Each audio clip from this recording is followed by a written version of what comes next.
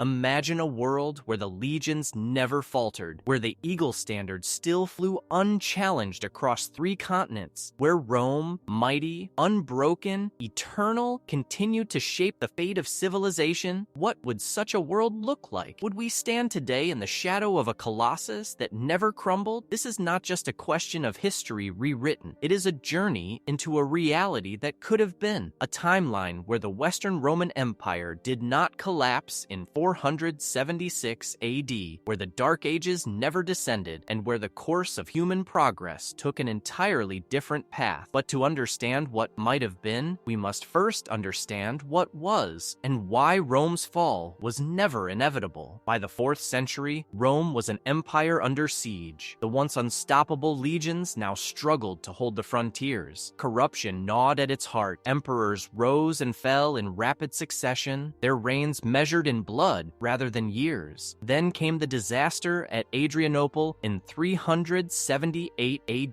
The Goths, desperate refugees turned vengeful conquerors, annihilated Emperor Valens and 2/3 of his army. It was a wound Rome would never fully heal from. The empire fractured, east and west, 2 halves of a dying body. The east, richer and more secure, would endure as Byzantium, but the west? It was buckling under barbarian invasions, economic collapse, and a government teetering on the edge of oblivion. The year was 476 AD. The boy emperor Romulus Augustulus sat on the throne, a puppet with no power. And then came Odoacer, the Germanic king who would make the fateful decision to depose him and send the imperial regalia to Constantinople, symbolizing the end of the Western Empire. But what if he hadn't? What if, instead of ending the empire, Odoacer had chosen to rule in its name, to preserve the fiction of Roman continuity, as so many barbarian kings before him had done? What if Rome had simply refused to fall? Without the fall, the West would not have shattered into warring kingdoms. No fractured Europe, no centuries of darkness. Instead, a rejuvenated empire, adapting, evolving, absorbing the barbarians not as destroyers, but as new blood for an eternal Rome. The legions would remain, the roads would stay open, the laws, the language, the very idea of a unified civilization, all preserved. Imagine a medieval world where Roman engineers built cathedrals, where scholars in Alexandria never burned, where the great libraries still stood. A world where the empire endured, not as a relic, but as a living, breathing force. But with survival comes change, and Rome's greatest challenge would not be barbarians at the gates, but the transformation it would need to face within. The dawn of the 6th century. In our world, the Western Roman Empire was already a fading memory, but in this timeline, Rome still stands, not as a crumbling relic, but as a wounded giant, battered yet unbroken. The question is no longer, could Rome survive, but what must Rome become to endure? And the answer lies not in the sword, but in reinvention. The Rome that refused to fall was not the Rome of Augustus. It was something new, something pragmatic. The Senate still met, but its halls now echoed with Gothic, Frankish, and Vandal voices. The legions still marched, but their ranks were filled with the sons of the very tribes that once sought to destroy them. This was no longer an empire of pure Roman blood. It was a hybrid civilization, Roman in law, barbarian in strength. The emperors who ruled this new Rome understood. To survive, they had to adapt, and so they did what Rome had always done best: absorb, assimilate, and conquer, not with the sword alone, but with diplomacy, with marriage alliances, with gold. But not all was harmony. In Constantinople, the Eastern emperors watched this reborn West with suspicion. They still saw themselves as the true heirs of Rome. And now, here was this hybrid empire claiming the same mantle. The schism between East and West deepened, not over religion, not yet, but over identity. Who was the real Rome? Wars were avoided, barely, but the rivalry simmered. And in this timeline, the great struggle between Christian Europe and the Islamic world would not be between Franks and caliphs, but between 2 Roman empires, each claiming to be the light of civilization. By the 7th century, the Western Empire had regained its footing, and with strength came ambition. The old nightmare of Carthage, of a rival power in Africa, still haunted Rome's dreams. And so, the legions turned south. The Vandals, who had once sacked Rome itself, were crushed. North Africa was reclaimed. Grain shipments to Italia resumed, and the West grew fat on African gold. But this was not conquest for glory. It was conquest for survival. Rome had learned the hard way. To live, it must expand. To stop was to die. And so, Rome endured. But at what cost? The empire had changed. Its people spoke Latin laced with Germanic tongues. Its emperors bore names that would have made Caesar pause. Was this still Rome? Or something new wearing its skin? And yet, the road still ran straight. The laws still held. The flame of knowledge, though flickering, had not gone out. But the greatest test was yet to come. For in the east, a storm was brewing. A storm that would force Rome to face its greatest challenge. Not from barbarians, not from rival empires, but from an idea. The 7th century dawned, and with it came whispers from the desert. A new voice rose in Arabia, one that would shake empires to their foundations. But in this world, where Rome still stood unbroken, the message of Muhammad did not find a fractured west ripe for conquest. It faced instead the full might of an empire that had weathered 6 centuries of storms. The question was no longer whether Rome would fall, but whether it could bend this new faith to its will. When the first Arab raid struck Roman Syria in 632 AD, the frontier governors barely took notice. Bandits came and went, but by 636 AD, when Khalid ibn al-Walid's forces annihilated a Roman army at Yarmouk in our timeline, in this world, they faced not a depleted Byzantine force, but the full might of Western legions fresh from their African victories. The battle lasted 14 days. When the dust settled, the desert ran red, but the eagle standard still flew. Rome had held this time. The Emperor Constantine IV, great-grandson of the man who saved Rome in its darkest hour, saw what others refused to acknowledge. This was no ordinary enemy. These desert warriors fought with a fervor that made even the Goths seem tame. And their faith was the true weapon. So he made a decision that would have horrified Augustus. He would let the Muslims preach in Roman cities. But under Roman law, under Roman watch, some called it heresy, others genius. But as the years passed, something remarkable happened. Roman Islam emerged, a faith of philosophers and jurists, its edges smoothed by centuries of imperial bureaucracy. While the West adapted, the East recoiled. When Emperor Constans II in Constantinople ordered the execution of Muslim converts, Ravenna responded by granting them citizenship. The schism between the two Romes now had a new dimension: faith. In 692 AD, when the Quinisex Council declared Rome's practices heretical, the Western bishops simply left. The Roman Church split centuries before our timeline's Great Schism, creating a third path between Orthodoxy and Catholicism. The implications were staggering. Now there were not one, but 2 Christianities, and between them, a Roman Islam growing in the empire's heartland. As the 8th century began, something extraordinary bloomed in this unbroken empire. Where our timeline saw the burning of the Library of Alexandria, this world saw its successors flourish. Carthage became a beacon of learning, where Muslim mathematicians, Christian philosophers, and pagan historians worked side by side, all under the watchful eye of Roman magistrates. Here, algebra met Roman engineering, Greek medicine merged with Arab chemistry, and the empire that had once crushed Carthage now preserved its greatest treasure, knowledge. The fruits of this fusion were unexpected. By 750 AD, Roman engineers were experimenting with primitive steam power. The Industrial Revolution might have come 1,000 years early, had war not intervened. But even as Rome's intellectual lights burned bright, new shadows lengthened. In the frozen north, men who in our timeline would have raided a fractured Europe now eyed a unified empire. They came first as traders, then as raiders, and finally as invaders. The initial raids were brutal but futile. Viking warbands expecting undefended monasteries instead found stone forts with artillery crews. What followed was a war unlike any other, a grinding, decades-long conflict between the empire's disciplined legions and the Northmen's relentless raids. Yet for every warband destroyed, 3 more appeared. The Vikings were learning. No longer just raiders, they came as settlers, as mercenaries, and worst of all, as diplomats. While the West battled Vikings, the East faced an even greater threat. The Abbasid Caliphate, at the height of its power, fielded armies that dwarfed Rome's. In 806 AD,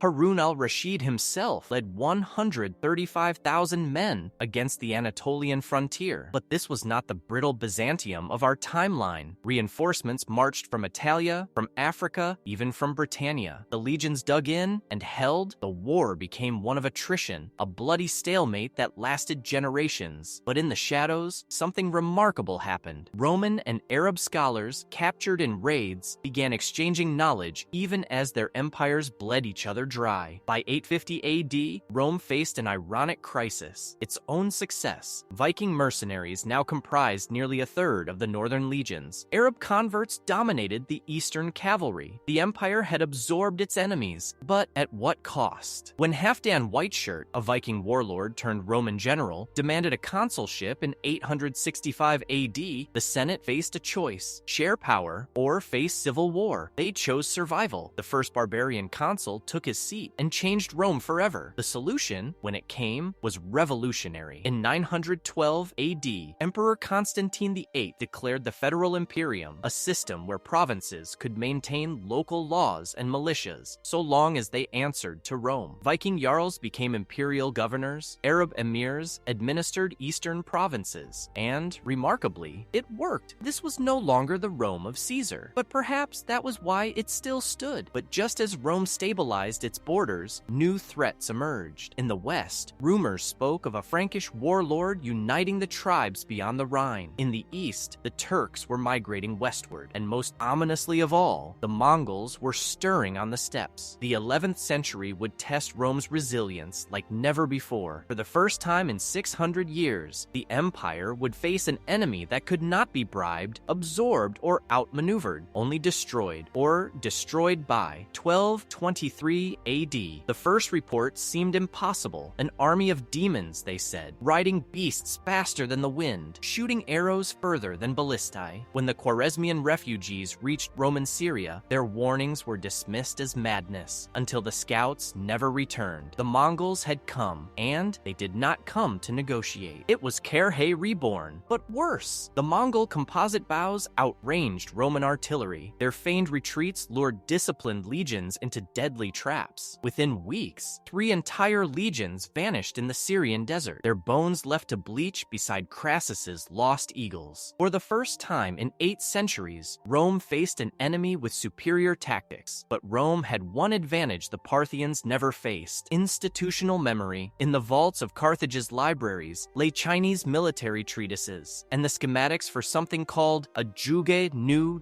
Emperor Alexios V took 3 unprecedented steps. First, he emptied the treasury to fund repeating crossbow production. Second, he offered 100,000 solidi to any Mongol commander who defected. Third, and most radical, he granted immediate citizenship to every steppe nomad who surrendered. The Senate called it madness. The Patriarch called it heresy. History would call it genius. By 1241 AD, something impossible happened. The Mongol advance stalled, not from defeat, but from division. What followed was Rome's most shocking evolution yet. The 14th Legion, Fulminata Stepica, became the empire's new spearhead. Mongol-trained horsemen bearing Roman standards. They spoke Latin with a guttural accent, worshipped Christ alongside Tengri, and could shoot backwards at full gallop. The purists recoiled. The Eastern Emperor in Constantinople excommunicated the entire unit. But when these new legions crushed the Polish rebellion in 1255 AD, even the skeptics fell silent. While armies clashed, another battle raged in shadows. Roman agents, many former Mongols themselves, infiltrated the Silk Road. Their mission: spread dissent, buy loyalty, and most crucially, steal the secret of gunpowder. In 1288 AD, they succeeded. The first Roman ignis tubes appeared on the walls of Antioch. Crude, unreliable, but terrifyingly effective. The balance of power shifted overnight. By 1300 AD, the impossible became routine. Mongol Khans sent sons to be educated in Rome. Roman engineers built roads across the steppe. And when the Black Death came, it was Mongol doctors who saved half of Italia with their quarantine practices. 2 worlds that should have destroyed each other instead created something new. But as the 14th century dawned, a different threat loomed. One no army could defeat. The climate itself was changing. The Great Frost of 1315 was just the beginning. Crops failed, rivers ran dry, and as desperation grew, Rome's hard-won unity began to crack. The Federal Imperium faced its greatest test, not from swords or arrows, but from hunger and doubt. In the streets of Ravenna, whispers spread: had the gods abandoned Rome at last? In our final chapter, we will witness the empire's ultimate reckoning, not with invaders or plague, but with its own soul. The question question remains, can even an eternal Rome survive when the world itself turns against it? In the twilight of the 15th century, as famine and frost gripped the world, a half-mad archivist found something extraordinary. Yellowed parchments from Carthage's golden age, schematics for machines that could pump water without slaves, vessels that could sail against the wind, and most incredible of all, Leonardo's sketches a century before his birth. This was Rome's last roll of the dice. Not conquest,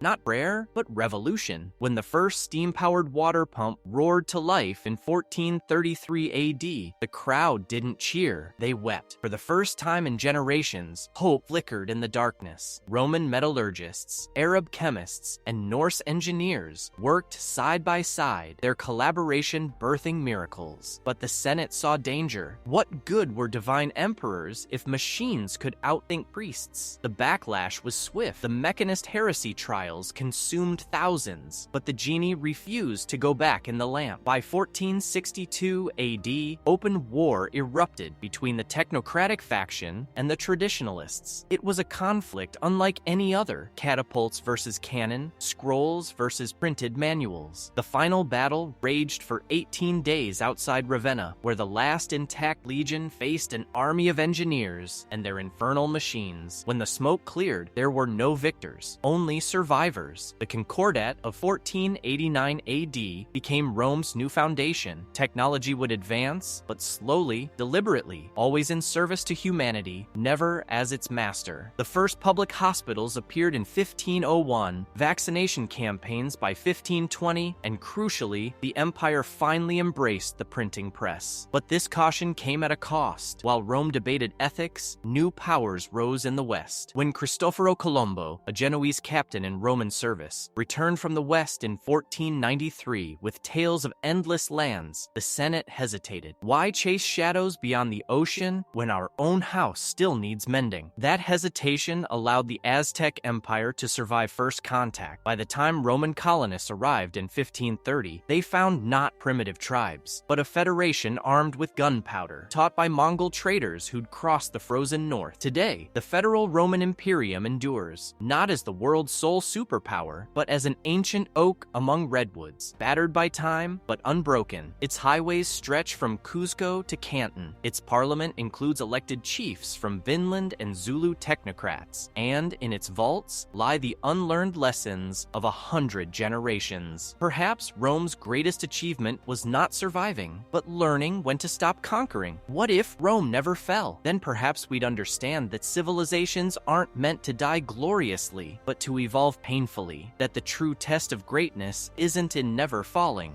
but in rising again and again, each time wiser than before. The eternal city wasn't built in a day. It was rebuilt every day for 2,000 years. If you've enjoyed this journey through time, consider joining our community of history dreamers. Subscribe to The Past Unfolded for more deep dives into the roads not taken. Until next time, Vale.